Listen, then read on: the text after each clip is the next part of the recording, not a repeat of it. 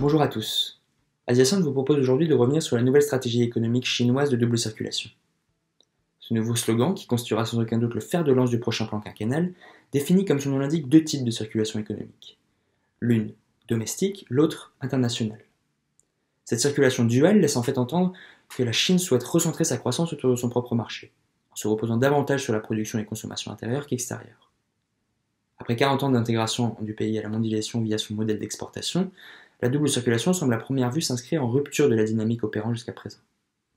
L'atteinte radicale, voire protectionniste d'une telle stratégie alimente en effet les préoccupations des pays développés quant à un potentiel repli de la Chine sur elle-même. Cependant, cet aspect unilatéral ou inédit attribué à la double circulation semble aussi relever d'une lecture partielle, et ceci pour deux raisons. La première réside dans le fait que les chocs récents de la guerre commerciale sino-américaine et de la pandémie de Covid-19 ont donné lieu à des politiques similaires au sein des économies partenaires de la Chine. La multiplication des incitations à la relocalisation industrielle, à la diversification commerciale ou encore au découplage des chaînes de valeur mondiales peut en témoigner.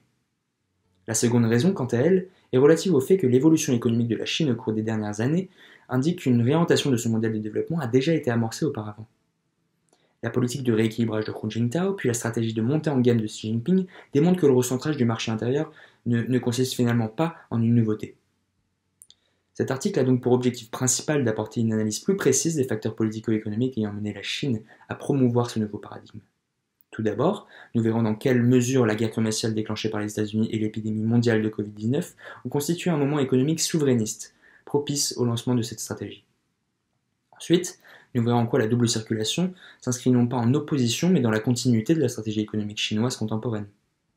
L'appréhension plus fine des origines de ce slogan nous permettra d'émettre enfin des premières hypothèses sur son impact à l'international, à court ou moyen terme.